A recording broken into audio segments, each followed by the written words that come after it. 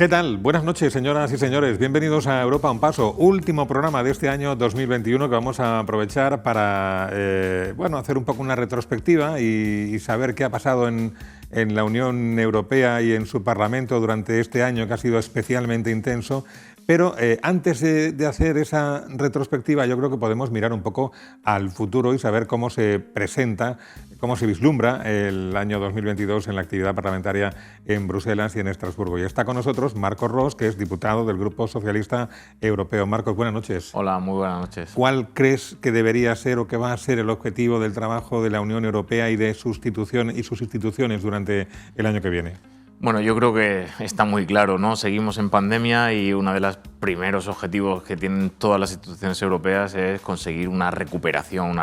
justa, una salida de esta crisis pandémica que hemos tenido y ahí yo creo que va a ser la primera línea de batalla como lo viene siendo desde 2020, 2021 y también lo será en 2022. De hecho, hace muy poco la Comisión Europea ha presentado el Plan de Trabajo 2022 y básicamente se centra en tres grandes objetivos. Uno, la recuperación económica, social y sanitaria tras la pandemia. Dos, esto de lo que hemos hablado en muchos programas, la transición verde y la transición digital que tenemos que hacer para cambiar nuestro modelo de sociedad. Y tres, la lucha por una sociedad más justa, más cohesionada, es decir, que la Unión Europea en su conjunto, los ciudadanos tengan pues, más derechos, sean más igualdad de oportunidades y en su conjunto sea más cohesionada. Yo creo que esas son las tres grandes líneas de trabajo para este próximo año. Vale, y para la consecución de esos propósitos, ¿qué línea de trabajo crees que se debería seguir para lograrlos y para acercarnos más a la consecución de la agenda europea? Bueno, pues por un lado vamos a tener todo el desarrollo de los planes nacionales de recuperación y resiliencia, los famosos fondos Next Generation, que se van a ir ya materializando y vamos a ir viendo en todos los Estados miembros estas inversiones y bueno, en España lo vamos a ver y en la región de Murcia ya estamos viendo ayuntamientos que han sido adjudicatarios de fondos europeos esta misma semana y eso va a empezar a verse. Por otro lado, para todo el tema de la consecución de los objetivos climáticos, vamos a tener el desarrollo del paquete de medidas para el 55%, el famoso paquete Fit for 55, para tener Europa lista para el 55% y ahí va a haber un desarrollo legislativo para reducir emisiones de metano, de carbono, para el tema de los combustibles, para el tema de las energías, para renovables, para el tema de los edificios. Va a haber un desarrollo legislativo muy amplio. También en lo digital, la Unión Europea tiene previstas acciones y el Parlamento también, la apuesta por la educación digital, por la ampliación o la cobertura digital para todo el territorio europeo y en igualdad de condiciones, la reducción de la brecha rural, también una ley o una directiva que regule el acceso a los chips, saben que tenemos estos problemas. Hay más líneas de trabajo, hay líneas de trabajo que van a tratar de asegurar una soberanía europea en temas de defensa y porque también estamos viendo que la política geoestratégica está cambiando mucho y necesitamos una mayor independencia en temas de defensa y de política internacional o esta unión farmacéutica y unión de la salud que se viene desarrollando y que se va a tratar de poner en marcha a partir del año que viene. Hay muchas líneas de trabajo para conseguir estos tres grandes objetivos: recuperación económica, transición verde y digital y sociedad justa y cohesionada. Y yo creo que es un año apasionante el que vamos a afrontar. Y mirando ya por el retrovisor a este año 2021 que casi que se nos va de las manos, este año, en octubre, se aprobó el informe sobre el espacio europeo de educación en el Parlamento Europeo. Queda todavía mucho trabajo por hacer, tanto por parte de la Unión Europea como de todos los Estados miembros, hasta que ese espacio sea una realidad. Pero, ¿cuáles son los temas dentro de ese marco del espacio europeo de educación a los que les vas a prestar más atención durante los próximos meses? Bueno, yo como saben y saben nuestros espectadores, he sido ponente de este informe, por lo tanto voy a estar muy pendiente de su desarrollo y uno de los principales objetivos es no dejar que la Comisión deje su objetivo de implantarlo para 2025. Es decir, hay tensiones para que esto se aplace y nosotros vamos a estar desde el Parlamento muy vigilantes para que trabajen y lleguen a 2025 con el inicio, el arranque de los trabajos de este espacio europeo de educación. Por otro lado, este año que empieza es el Año Europeo de la Juventud y vamos a intentar que todos los temas de educación y de este espacio europeo de educación entren dentro de las actividades del Año Europeo de la Juventud porque juventud y educación creemos que están totalmente ligadas. Y yo creo que hay dos temas a los que voy a prestar especial atención. Por un lado, la reducción de la brecha de género, especialmente en las disciplinas de científico, técnicas, matemáticas, que se tiene que aplicar, el aprendizaje de idiomas también que se tiene que aplicar con este espacio europeo de educación. Y vamos a poner sobre la mesa uno de los problemas que decía este informe del Parlamento Europeo y que introdujimos nosotros como grupo, que es el tratamiento y la lucha contra cualquier forma de acoso y discriminación en la escuela, especialmente el acoso físico, el acoso en tiempo real, pero también especialmente el acoso en redes, el famoso ciberacoso, el bullying y el ciberbullying que decimos en palabras inglesas, pero yo me quedo con las palabras en castellano que me gustan más, y lo vamos a poner encima de la mesa y vamos a tratar de que con independencia del Espacio Europeo de Educación haya una regulación suficiente para luchar contra esto. Marcos, este año hemos hablado mucho de la nueva Bauhaus europea. Digamos, podríamos decirlo en sentido un poco simbólico, que este ha sido el año de la nueva Bauhaus europea. ¿Cuáles han sido los principales hitos que tú destacarías? Bueno, yo creo que hay hitos que son innegables, como el éxito que tuvo España en esos premios, ya lo hablamos en su día, en septiembre, ¿no? De 20 premios de la nueva Bauhaus europea, 9 han sido para arquitectos u obras realizadas en España, y eso es un lujo. También ha sido el año en que la Comisión Europea ya ha publicado un informe, sus previsiones para la Bauhaus, su comunicación oficial, y ahora vamos a empezar a trabajar. Justo este último pasado mes se ha asignado el informe y, como ya lo dijimos en el último programa, yo voy a ser el ponente para este informe para todo el Parlamento Europeo, y en el que le vamos a decir a la Comisión Europea cuál es la perspectiva del Parlamento Europeo, y desde el Parlamento Europeo lo tenemos muy claro. Queremos que esto sea realizable, que sea transversal, que llegue a todo el mundo, y que esta apuesta por poner la buena arquitectura, el buen urbanismo, el buen diseño en el centro de las políticas financieras, de financiación de acciones de la Unión Europea, es muy interesante, pero tiene que llegar. Es decir, al final, si vamos a invertir miles de millones de euros en estos planes de recuperación, se tienen que cumplir estas condiciones y se mejoren nuestros entornos construidos, recuperemos esa sensación, esa relación con la naturaleza, ese sentimiento de pertenencia en nuestros entornos urbanos, que lleguemos a todos los sitios, incluso a los que más lo necesitan. En definitiva, que apostemos porque invirtamos los mismos fondos que vamos a invertir, pero de una forma que sea sostenible, que sea bella y que sea inclusiva, que son los 3 grandes pilares de la nueva Bauhaus. Y después de esa comunicación oficial de intenciones de la Unión Europea sobre cómo será la nueva Bauhaus europea, se debe de producir el inicio del diálogo formal entre las instituciones, ¿no? ¿Cuál crees que va a ser el rol del Grupo Socialista Europeo al que tú representas como del propio Parlamento? Bueno, como ya he dicho, este inicio formal va a tener su plasmación en la redacción y confección de un informe. Durante el mes de enero y febrero presentaremos el borrador del informe. Somos 2 ponentes, un ponente de la Comisión de Investigación y un ponente de la Comisión de Cultura, que soy yo. Presentaremos ese borrador, luego habrá un plazo de enmiendas, luego habrá que llegar a acuerdos y habrá que votar ese informe pues, en el mes de julio o en el mes de septiembre en el Parlamento. Durante todos estos meses vamos a convocar desde el Parlamento a los agentes sociales que tienen que ver con la nueva Bauhaus, pues a colegios de arquitectos de toda Europa, a empresas del ámbito inmobiliario, de la restauración, de la construcción, a promoción inmobiliaria, a temas de urbanismo, a representantes de las instituciones de toda Europa, del Consejo, de la Comisión, del Comité de las Regiones, y vamos a tratar de poner encima de la mesa nuestras prioridades, las prioridades por lo menos desde el Parlamento. Y las prioridades básicas, ya lo he comentado antes en la anterior pregunta, es que esto llegue a todo el mundo, que haya una financiación suficiente para este proyecto y que sea transversal, que haya una implicación de los Estados miembros, porque gran parte de estos fondos que se pueden usar para la Bauhaus son fondos regionales o fondos de cohesión que administran los Estados miembros, y tiene que haber o algún condicionante o alguna implicación de estos Estados miembros y que al final redunde en una política que sea social, es decir, que mejore el entorno y la calidad de vida de los ciudadanos con una inversión que de cualquier forma se iba a realizar. Hemos hablado del Espacio Europeo de Educación, hemos hablado de la nueva Bauhaus europea, y además de estas 2 iniciativas, este año has afrontado tu primer informe como representante de tu grupo en la Comisión de Medio Ambiente sobre un asunto en el que tratabas de la reducción de las emisiones de metano, ¿no?, en la Unión Europea. De forma resumida, ¿cuáles son las medidas principales que pide este informe para controlar las emisiones de metano? Sí, este ha sido otro de los 3-4 informes que he podido trabajar este año representando al Grupo Socialista y Demócrata en la Cámara. Ha sido un informe que trataba de dar la postura del Parlamento sobre la estrategia que tiene la Comisión Europea para la reducción de emisiones de metano. Y la postura del Parlamento es muy clara. Tiene que haber un marco estratégico legislativo claro, es decir, le estamos diciendo a la Comisión Europea que tiene que legislar sobre la reducción de emisiones de metano. La segunda cuestión importante es que hay que vigilar las importaciones, porque la Unión Europea no es un gran productor de emisiones de metano, pero sí que es un gran consumidor de productos que en origen emiten metano. Es decir, compramos energía, compramos combustibles fósiles a terceros países que, si no controlan sus emisiones de metano, al final somos nosotros los que estamos indirectamente produciendo esas emisiones de metano. Y el metano es el segundo gas causante del efecto invernadero y uno de los más nocivos, porque además se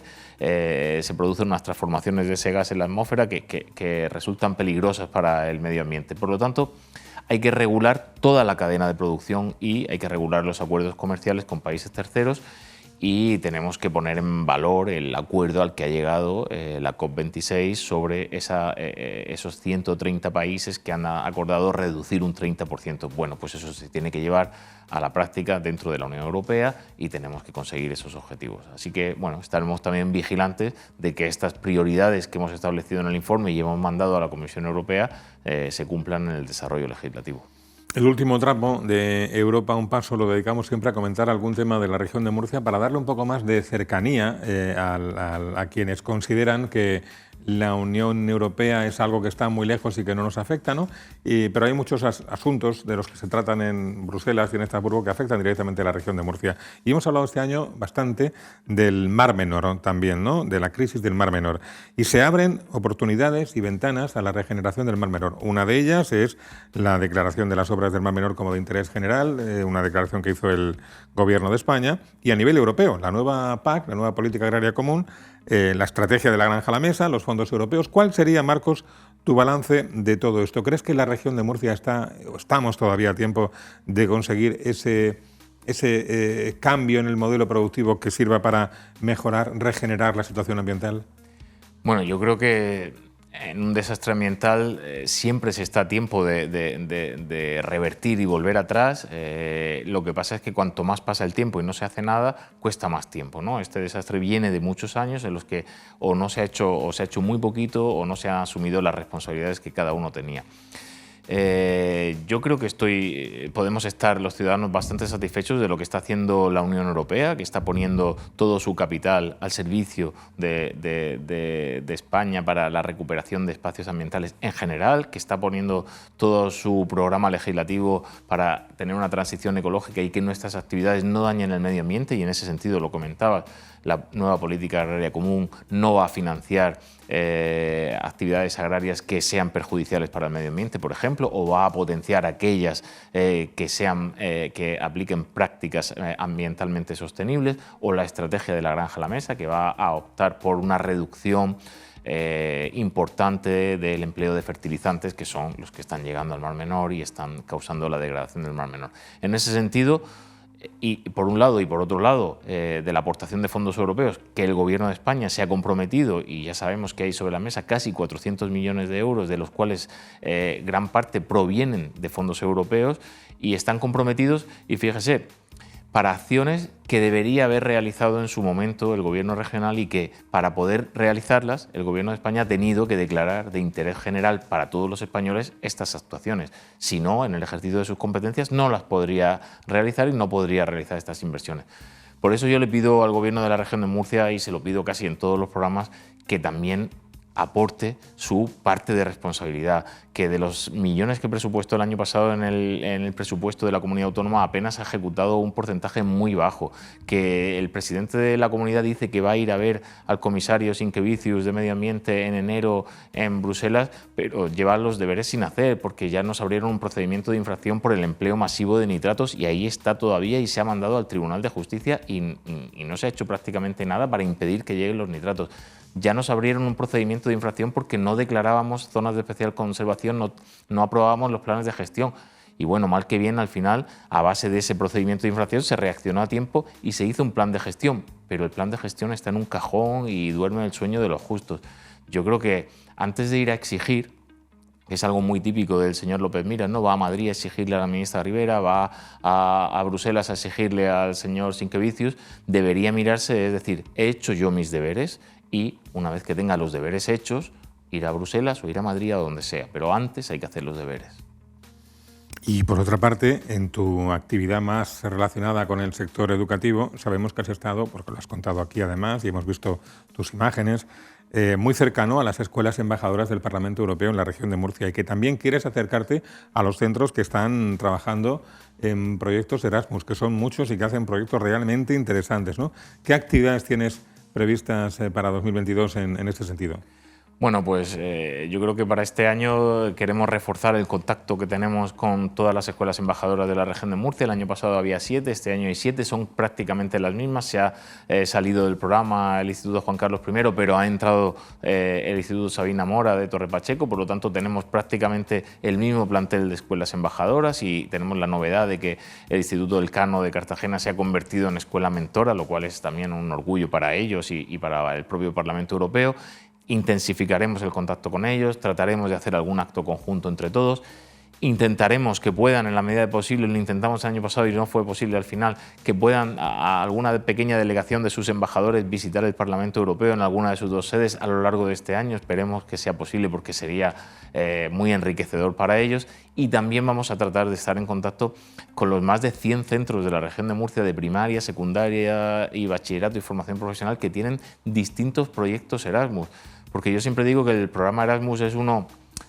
de los programas de la Unión Europea que más hace para que nos sintamos europeos. Y en estos programas Erasmus que empezaron hace años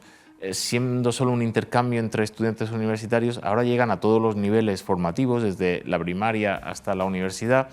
y permiten que muchos escolares, pues eso, de tercero, cuarto, quinto de primaria, de secundaria, tengan un proyecto conjunto pues con un centro de Francia, de Irlanda, de Rumanía o de Estonia, ¿no? En el norte de Europa. Y eso les enriquece mucho y bueno, pues queremos también estar cercanos a ellos, darlos a conocer, intentar hacer algún tipo de actividad conjunta entre todos los que se pueda y sobre todo alentarles a que sigan en ello porque al final van generando ciudadanos que se sienten cada día más europeos. Nos estábamos preguntando antes de comenzar el programa acerca de la rentabilidad social de este espacio, si los espectadores lo habrán considerado útil o no, considerando siempre que la información parlamentaria, la información política parlamentaria, es un contenido árido y a veces poco atractivo de contar a través de los medios de comunicación. Hay un poco de lío, ¿no? Las comisiones, los plenos, el Parlamento Europeo, la Comisión Europea, el Consejo de Europa, en Bruselas, en Estrasburgo. Sin embargo, tenemos la convicción de que sí, de que lo hemos conseguido porque seguramente por esa vertiente práctica de acercar la repercusión de la actividad parlamentaria en Europa a la región de Murcia, nos ha servido mucho a todos, Marcos, para sentir que Europa está a un paso, no es que esté a un paso, formamos parte de ella, ¿no? Pero que yo creo que sí le hemos sacado partido y rentabilidad social a este espacio durante el tiempo que lo hemos hecho este año. Bueno, yo espero que sí, porque una de las labores principales de un representante parlamentario, de un diputado, es estar cercano a los ciudadanos que nos han votado, incluso a los que no nos han votado, pero a los que representamos, porque yo represento a cualquier ciudadano de la región de Murcia y de España que se sienta partícipe y representado en el Parlamento Europeo. Y hacemos todo el esfuerzo posible en acercar, en explicar lo que hacemos, en ser cercanos, en que la gente los ciudadanos no perciban que Europa es algo que está lejos, sino que está, como dice aquí el eslogan del programa, a un paso, o como has dicho tú antes, que estamos en Europa. A mí muchas veces me pregunta la gente, ¿qué tal por Europa? Yo ya he adoptado siempre respondo lo mismo, digo, si en Europa estamos todos, como mucho es ¿qué tal por Bruselas o qué tal por Estrasburgo? Porque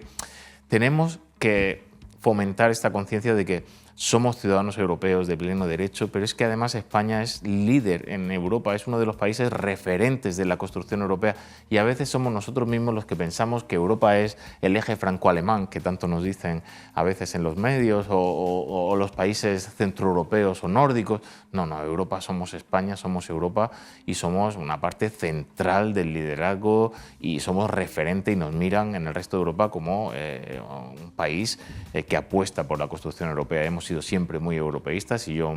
estoy muy satisfecho de que sigamos siéndolo. Pues te esperamos por aquí el año que viene, Marcos, y me voy a apropiar de una frase de la felicitación de Navidad que ha hecho este año el Grupo Zamudio, al que pertenece Televisión Murciana, y para decirte que ojalá y 2022 sea el año que te mereces, el año que se merecen ustedes también, en definitiva, el año que nos merecemos todos. Felices fiestas, Marcos. Pues muchísimas gracias, feliz Navidad, que el año que viene de 2022 sea mejor por lo menos para todos, para vosotros, para el Grupo Zamudio y para todos los espectadores que nos ven cada 2 viernes. Muchas gracias. Y a ustedes también, agradecidos por su seguimiento. Feliz Navidad a todos y nos encontramos en la próxima entrega ya en 2022 de Europa a un paso con Marcos Ros.